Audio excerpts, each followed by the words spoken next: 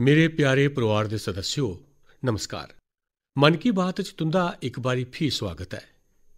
यह एपीसोड ऐसे समय च हुआ करता है जिसलै पूरे देशै च त्योहारें दी उमंग है। तुसें सभनें गी औने आह्ले सभनें त्योहारें दियां मतियां मतियां बधाइयां।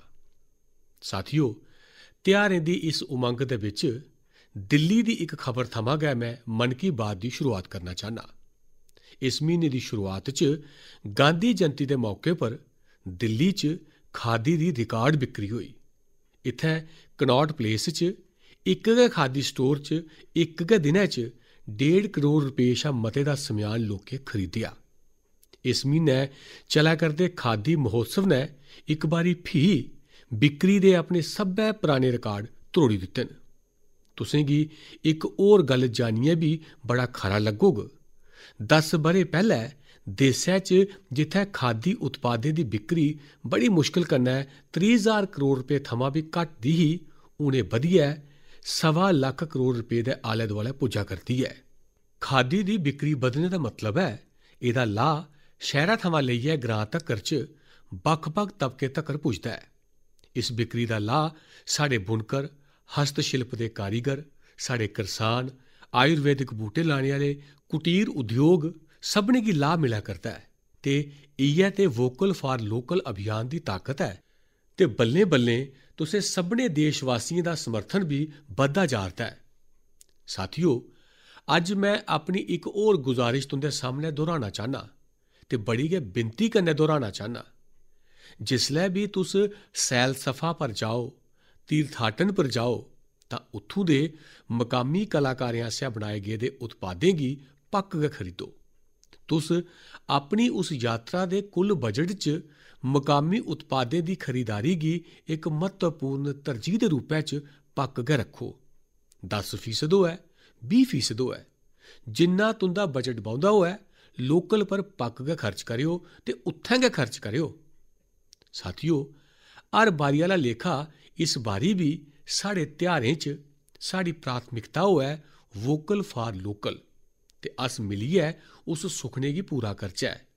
साढ़ा सुखना है आत्मनिर्भर भारत। इस बारी नए उत्पादें कन्नै गै घरै गी रोशन करो जेह्दे च मेरे कुसै देशवासी दे परसीने दी मैह्क होऐ, मेरे देशै दे कुसै युवा दा हुनर होऐ, ओह्दे बनने च मेरे देशवासियों गी रोजगार मिले दा होऐ, रोजमर्रा दी जिंदगी दी कोई भी जरूरत होऐ, अस लोकल गै लैगे। पर तुसें गी इक होर गल्लै पर गौर करना होग। वोकल फॉर लोकल दी एह् भावना छड़ी त्योहारें दी खरीदारी तक्कर गै सीमित नेईं ऐ। ते कुतै ते मैं दिक्खेआ ऐ देआली दा दीया लैंदे न ते फ्ही सोशल मीडिया पर पांदे न वोकल फॉर लोकल। नेईं जी, ओह् ते शुरुआत ऐ। असें मता अग्गै बधना ऐ। जीवन दी हर जरूरत साढ़े देशै च हून सब किश उपलब्ध ऐ। एह् नजरिया छड़ा लौह्के दुकानदारें ते रेह्ड़ी फड़ी थमां समेयान लैने तक्कर सीमित नेईं ऐ। अज्ज भारत दुनिया दा बड्डा माल त्यार करने दा गढ़ बनै करदा ऐ। केईं बड्डे ब्रांड इत्थै अपने उत्पादें गी त्यार करा करदे न। जेकर अस ओकड़े उत्पादें गी अपनाने आं तां मेक इन इंडिया गी बढ़ावा थ्होंदा ऐ ते एह् बी लोकल लेई वोकल गै होना होंदा ऐ। ते हां, ऐसे उत्पादें गी खरीददे बेल्लै साढ़े देशै दी शान UPI डिजिटल भुगतान प्रणाली कन्नै अदायगी करने दी गुजारिश करने आह्ले बनो। जीवन च आदत पाओ ते उस उत्पाद दे कन्नै या उस कारीगर दे कन्नै सैल्फी नमो ऐप पर मेरे कन्नै सांझी करो ते ओह् be made in India smartphone कन्नै। मैं उं'दे चा किश पोस्ट गी सोशल मीडिया पर सांझी करगा तां जे दुए लोकें गी बी वोकल फॉर लोकल दी प्रेरणा थ्होऐ। साथियो, जिसलै तुस भारत च बने दे भारतीयें आसेआ बनाए गेदे उत्पादें कन्नै अपनी देआली रोशन करगे, अपने परोआर दी हर निक्की मुट्टी जरूरत लोकल कन्नै पूरी करगे, तां देआली दी जगमगाहट होर मती बधोग गै बधोग। पर ओकड़े कारीगरें दी जिंदगी च इक नमीं देआली औग, जीवन दी इक सवेर औग, उंदा जीवन शानदार बनोग। भारत गी आत्मनिर्भर बनाओ, मेक इन इंडिया गै चुनदे जाओ जेह्दे कन्नै तुंदे कन्नो कन्नी होरनें बी करोड़ें देशवासियें दी देआली शानदार बनै, जानदार बनै, रोशन बने, दिलचस्प बने। मेरे प्यारे देशवासियों, 31 अक्तूबर का दिन असें सबने लिए बड़ा खास होंदा है। इस दिन साढ़े लौह पुरुष सरदार वल्लभ भाई पटेल हुंदी जन्म जयंती मनाने आ।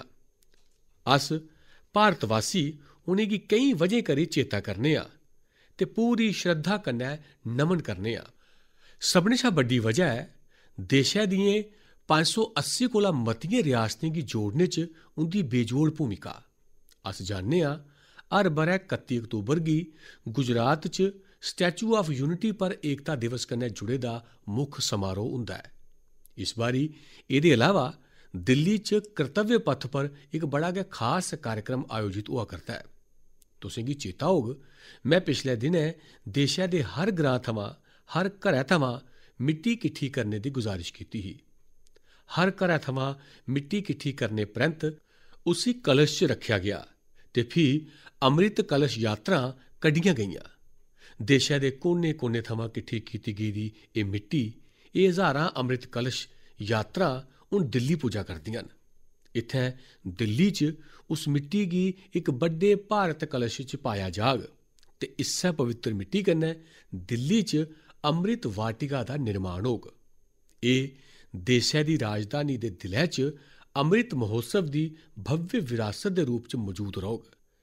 31 अक्तूबर गी गै मुल्क भरै च पिछले 2.5 ब'रें थमां चलै करदे आज़ादी दे अमृत महोत्सव दा समापन होग।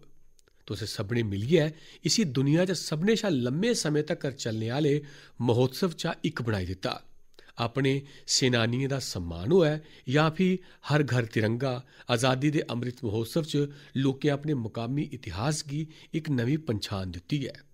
इस दौरान सामुदायिक सेवा दी भी अद्भुत मिसाल दिक्खने गी मिली ऐ। साथियो, मैं अज्ज तुसें गी इक होर खुशखबरी सना करना, खास करियै मेरे नौजवान पुत्तरें धियें गी जिंदे दिलें च देशै लेई किश करने दा जज्बा ऐ, सुखने न, संकल्प न।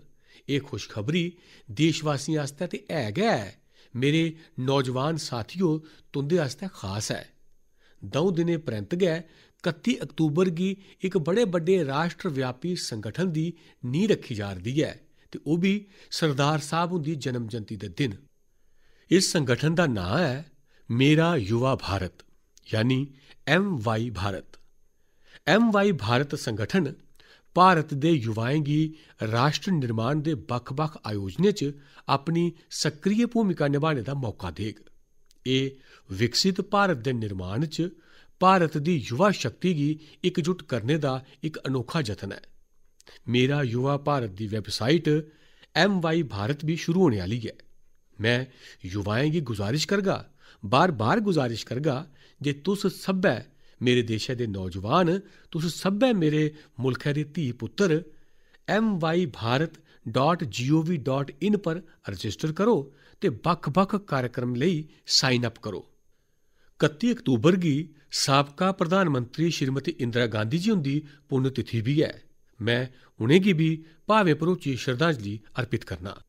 मेरे परिवार दे सदस्यो, साढ़ा साहित्य, लिटरेचर एक भारत श्रेष्ठ भारत दी भावना गी तगड़ा बनाने दे सभनें शा बेहतरीन माध्यमें चा इक है। मेरे कन्नै तमिलनाडु दी गौरवशाली विरासत कन्नै जुड़े दे 2 बड़े गै प्रेरणा देने आह्ले जतनें गी सांझा करना चाह्न्नां। मिगी तमिल दी मशहूर लखारी भैन शिव शंकरी जी हुंदे बारे च जानने दा मौका मिलेआ है। उ'नें इक प्रोजेक्ट कीता है, निट इंडिया थ्रू लिटरेचर। एह्दा मतलब है साहित्य कन्नै देशै गी इक धागे च परोना ते जोड़ना। ओह् इस प्रोजेक्ट पर पिछले 16 ब'रें थमां कम्म करा करदियां न। इस प्रोजेक्ट दे राहें उ'नें 18 भारती भाशाएं च लिखे दे साहित्य दा अनुवाद कीता है। उ'नें केईं बारी कन्याकुमारी थमां कश्मीर तक्कर ते इम्फाल थमां जैसलमेर तक्कर मुल्क भरै च यात्रा कीतियां तां जे बक्ख-बक्ख राज्यें दे लखारियें ते कवियें दे इंटरव्यू करी सकन।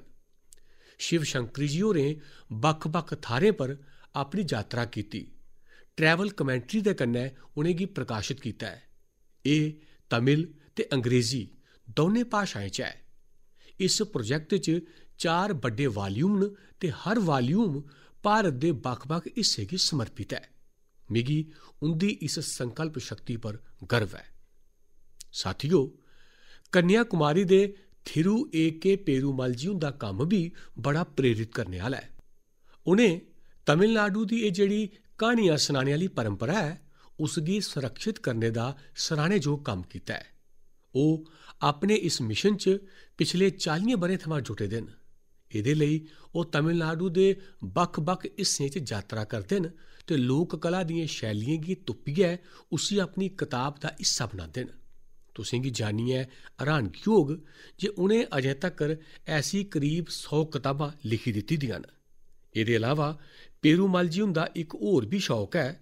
तमिलनाडु दी मंदर संस्कृति दे बारे च शोध करना उ'नेंगी बड़ा पसंद है। उ'नें चमड़े दियें कठपुतलियें पर भी बड़ा शोध कीता है, जेह्दा लाह् उत्थूं दे मकामी लोक कलाकारें गी होआ करदा है। शिव शंकरी जी ते ए.के. पेरूमल जी हुंदे जतन हर कुसै लेई इक मिसाल न। भारत गी अपनी संस्कृति गी सुरक्षित करने आह्ले ऐसे हर जतन उप्पर गर्व है जेह्ड़ा साढ़ी राश्ट्री एकता गी मजबूती देने दे कन्नै गै देशै दा नांऽ, देशै दा मान सब किश बधाए। मेरे परिवार दे सदस्यो, औने आह्ली 15 नवंबर गी पूरा देश जनजातीय गौरव दिवस मनाग। एह् खास ध्याड़ा भगवान बिरसा मुंडा हुंदी जन्म जयंती कन्नै जुड़े दा है। भगवान बिरसा मुंडा साढ़े सभनें दे दिलै च बसे दे न। सच्ची दलेरी केह् है ते अपनी संकल्प शक्ति पर अडिग रौह्ना कुसी आखदे न, एह् अस उंदे जीवन थमां सिक्खी सकने आं।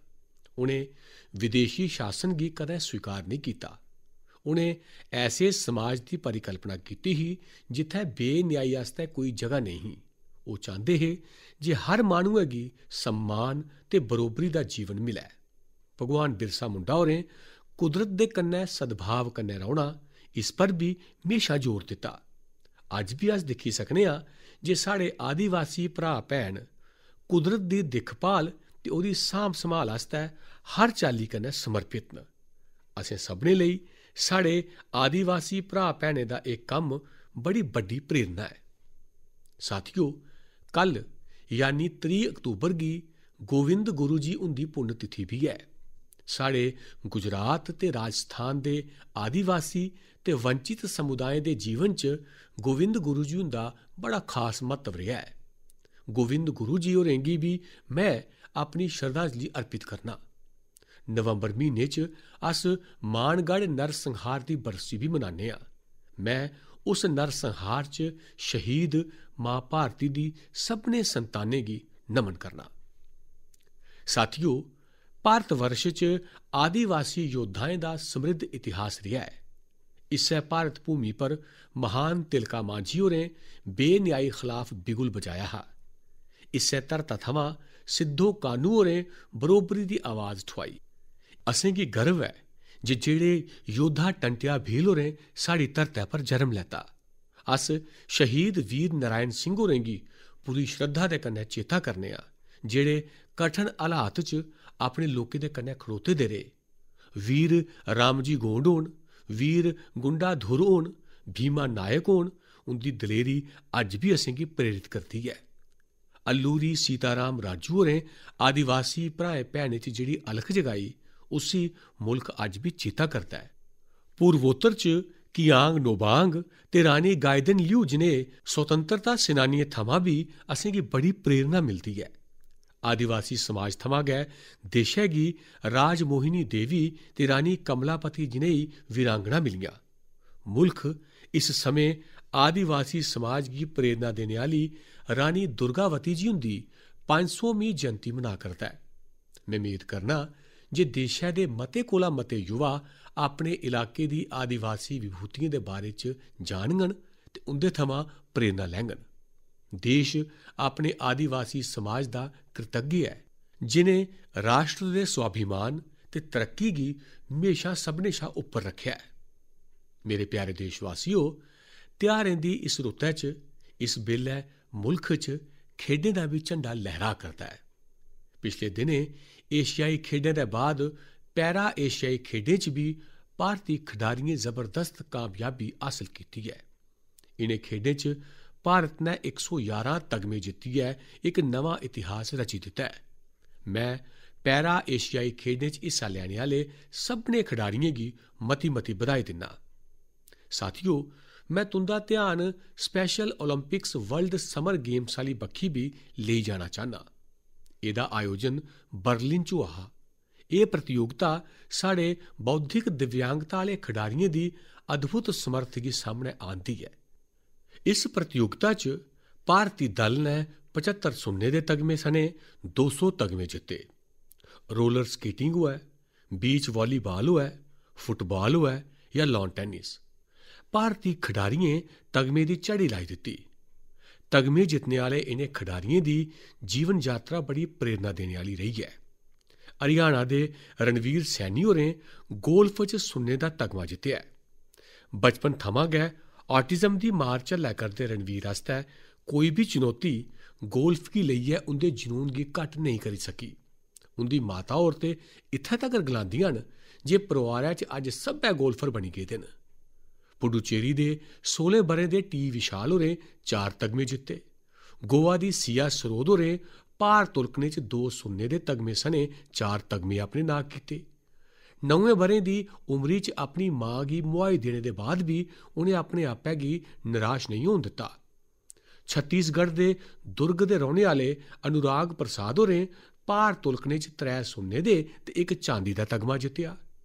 नेही गै प्रेरणा देने आह्ली क्हानी झारखंड दे इंदू प्रकाश हुंदी ऐ, जिनें साइकलिंग च 2 तगमे जित्ते न। बड़े गै सधारण परोआर थमां औने दे बावजूद इंदू होरें गरीबी गी कदें भी अपनी कामयाबी दे सामनै रुकावट नहीं बनन दित्ता। मिगी विश्वास है जे इनें खेडें च भारती खडारियें दी कामयाबी बौद्धिक दिव्यांगताएं दा मुकाबला करा करदे होरनें बच्चें ते परोआरें गी भी प्रेरित करोग। मेरी तुसें सभनें थमां भी विनती ऐ, तुंदे ग्रां च, तुंदे ग्रां दे आंढ गुआंढ च नेह् बच्चे जिनें इस खेड कूद च हिस्सा लैता ऐ या जेतू बने न, तुस परोआर सने उंदे कोल जाओ, उनेंगी बधाई देओ ते किश पल उनें बच्चें दे कन्नै बिताओ। तुसें गी इक नमां गै अनुभव होग। परमात्मा ने उंदे अंदर इक ऐसी शक्ति भरी दी ऐ, तुसें गी भी ओह्दे दर्शन दा मौका थ्होग। पक्क गै जायो। मेरे परोआर दे सदस्यो, तुसें सभनें गुजरात दे तीर्थ क्षेत्र अंबाजी मंदर दे बारे च ते पक्क गै सुने दा होग।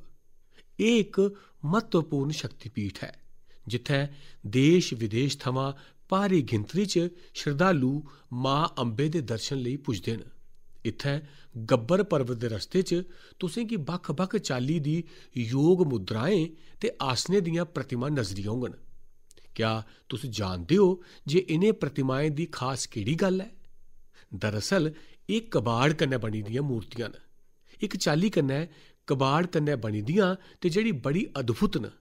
यानी एह् प्रतिमा इस्तेमाल होई चुकी दी कबाड़ च सुट्टी दित्ती गेदी पुरानी चीजें कन्नै बनाइयां गेदियां न।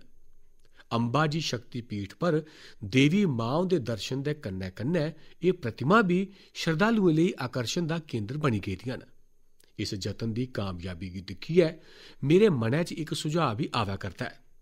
साढ़े देशै च बड़े सारे ऐसे लोक न जेह्ड़े बेकार होई गेदी चीजें कन्नै इस चाल्ली दियां कलाकृतियां बनाई सकदे न। तां मेरी गुजरात सरकार गी गुजारिश है जे ओह् इक प्रतियोगिता शुरू करै ते नेह् लोकें गी साद्दा देऐ।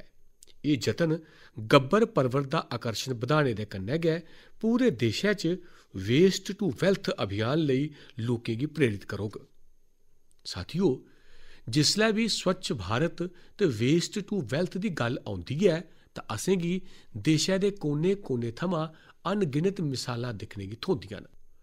असम दे कामरूप मैट्रोपॉलिटन जिले च अक्षर फोरम इस नांऽ दा इक स्कूल बच्चें च सतत विकास दी भावना भरने दा, संस्कार दा इक लगातार कम्म करा करदा है। इत्थै पढ़ने आह्ले विद्यार्थी हर हफ्ते प्लास्टिक कचरा जमा करदे न, जेह्दा इस्तेमाल पर्यावरण दे अनुकूल इट्टां ते चाबी दी चेन जनेहा समेयान बनाने च होंदा ऐ। इत्थै विद्यार्थियें गी रीसाइकलिंग ते प्लास्टिक कचरे थमां उत्पाद बनाना भी सखाया जंदा है। लौह्की उमरी च गै पर्यावरण दे प्रति एह् जागरूकता इनें बच्चें गी देशै दा इक कर्तव्यनिष्ठ नागरिक बनाने च बड़ी मदद करोग। मेरे परोआर दे सदस्यो, अज जीवन का कोई ऐसा खेतर नहीं जिथे असेंगी नारी शक्ति की समर्थ दिखने की नहीं लभा करती है। इस दौर च जिसलै हर बक्खी उंदी उपलब्धियों की सराहया जा करता है तां असें भगती की शक्ति की दसने आली एक ऐसी महिला संत की भी चेता रखना है जिहदा नां इतिहास के सुनहरे सफ़े च दर्ज है। देश इस बरै महान संत मीराबाई उंदी 505वीं जन्म जयंती मना करता है।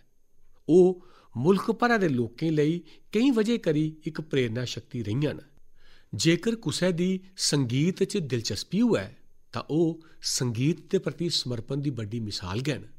जेकर कोई कविताएं दा प्रेमी होऐ तां भगती रस च डुब्बे दे मीराबाई हुंदे भजन उसी बखरा गै आनंद दिंदे न।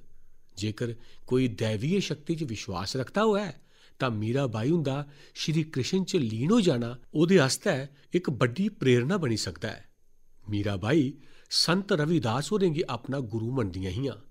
ओह आखदियां भी हां, गुरु मिलिया रैदास दीनी ज्ञान की गुटकी। देशै दियें माताएं भैनें ते धियें लेई मीराबाई अज भी प्रेरणा पुंज न। उस कालखंड च भी उनें अपने अंदरै दी आवाज़ गी गै सुनिया ते रूढ़ीवादी धारणाएं खिलाफ खड़ी होईयां। एक संत दे रूप च भी ओह असें सभनें गी प्रेरित करदियां न। ओह भारती समाज ते संस्कृति गी तदों सशक्त करने लई अग्गें आईयां जिसलै मुल्ख कई चाल्ली दे हमले झल्ला करदा हा। सरलता ते सादगी च किन्नी शक्ति हुंदी ऐ एह् असेंगी मीराबाई उंदे जीवन काल थमां पता लगदा है। मैं संत मीराबाई होरें गी नमन करना। मेरे प्यारे परिवार दे सदस्यो, इस बारी मन की बात च इन्ना गै। तुंदे सभनें कन्नै होने आह्ला हर संवाद मिगी नमीं ऊर्जा कन्नै भरी दिंदा है। तुंदे संदेशें च मेद ते सकारात्मकता कन्नै जुड़ी दियां सैकड़ां गाथां मेरे तक्कर पुजदियां रौंह्दियां न। मेरी फ्ही तुसें गी विनती है, आत्मनिर्भर भारत अभियान पर बल देओ, मुकामी उत्पाद खरीदो, लोकल लेई वोकल बनो। जियां तुस अपने घरें गी साफ सुथरा रखदे हो उआं गै अपने म्हल्ले ते शहरै गी साफ रखो। ते तुसें गी पता है 31 अक्तूबर सरदार साहब हुंदी जयंती देश एकता दे दिवस दे रूप च मनांदा है। देशै दियें नेकां थाह्रें पर रन फॉर यूनिटी दे कार्यक्रम हुंदे न। तुस भी 31 अक्तूबर गी रन फॉर यूनिटी दे कार्यक्रमें गी आयोजित करो। बड़ी बड्डी मात्रा च तुस भी जुड़ो, एकता दे संकल्प गी मजबूत करो। इक बारी फ्ही मैं औने आह्ले ध्यारें लेई मतियां मतियां शुभकामनां दिन्ना। तुस सब्भै परिवार समेत खुशियां मनाओ, सेहतमंद रवो, नंद च रवो, इ'यै मेरी कामना है। ते हां, दियाली दे समय कुतै ऐसी गलती नहीं होई जा जे कुतै अग्ग दी कोई घटना होई जा, कुसै दे जीवन गी खतरा होई जा तां तुस पक्क गै संभलो, अपने आपै गी बी सांभो ते पूरे इलाके गी बी सांभो। मतियां मतियां शुभकामनां, मता मता धन्नवाद।